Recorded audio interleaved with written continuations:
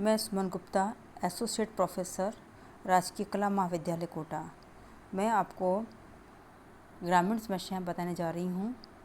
इसकी प्रमुख समस्या है गरीबी की समस्या। गाँवों में गरीबी एक सामाजिक एवं आर्थिक समस्या है।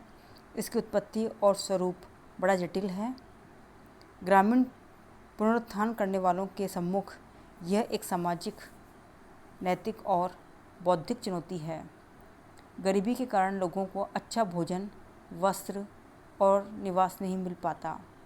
गाँवों में ऐसे कई परिवार हैं जो औसत दर्जे का जीवन भी व्यतीत नहीं कर पाते हैं।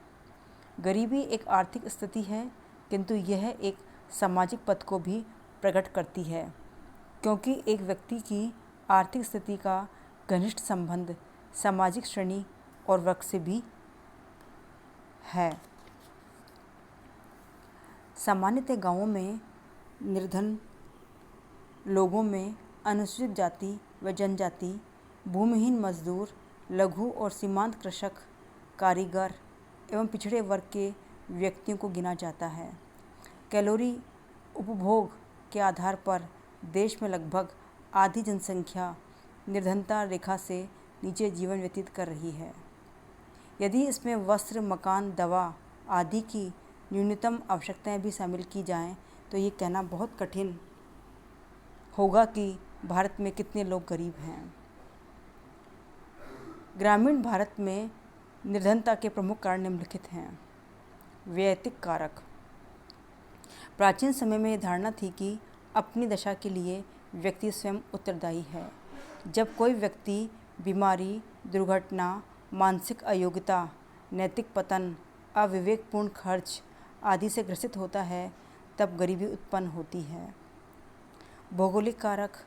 प्राकृतिक प्रकोप जैसे बाढ़, अकाल, भूचाल, महामारी आदि भी गरीबी उत्पन्न करते हैं। आर्थिक कारक। गरीबी का संबंध आर्थिक पहलुओं से भी है। आर्थिक दशा का वर्णन आय और खर्च के संदर्भ में ही किया जाता है।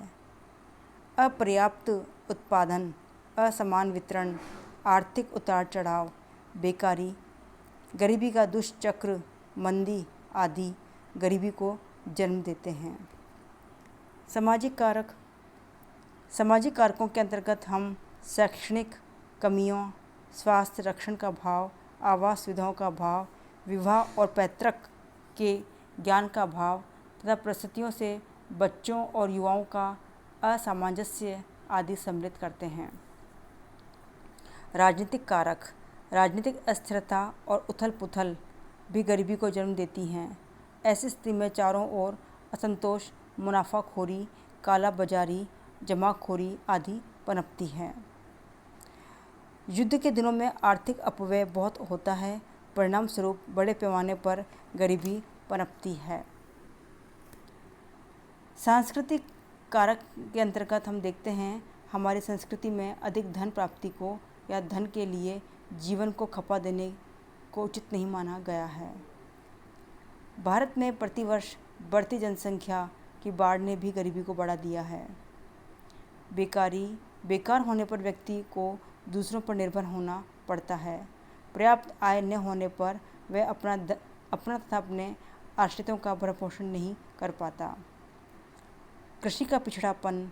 कृषि की गिरी हुई दशा तथा सिंचाई के साधनों के अभाव के कारण ग्रामीणों को कई बार भुखमरी का सामना करना पड़ता है।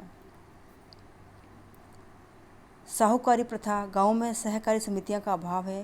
किसानों को अपनी जरूरत के समय साहूकारों के पास जाना होता है। साहूकार किसानों और ग्रामीणों की मजबूरी तथा अज्ञानता का लाभ उठाकर उनका शोषण करते हैं। वे जीवन भर ऋण के बोझ में से मुक्त नहीं हो पाते और गरीब सदा गरीब ही बने रहते हैं। सामाजिक कुरीतियाँ। हिंदू समाज में दहेज, मृत्यु भोज तथा विवाह से संबंधित कई सामाजिक कुरीतियाँ प्रचलित हैं।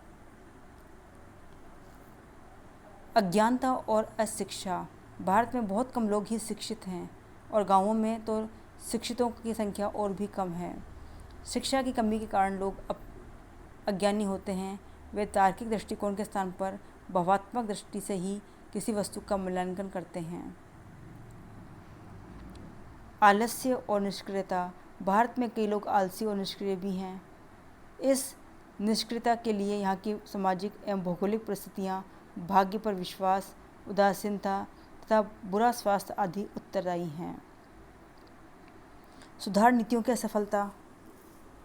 कभी कभी निम्न वर्ग के लोगों के सुधार के लिए नीतियाँ बनाई गई हैं जो या तो उन्हें लागू नहीं किया जाता या उनके रूप में को इस प्रकार से विकृत कर दिया जाता है कि उनका लाभ गरीबों को मिल ही नहीं पाता। इस प्रकार हम देखते हैं कि ये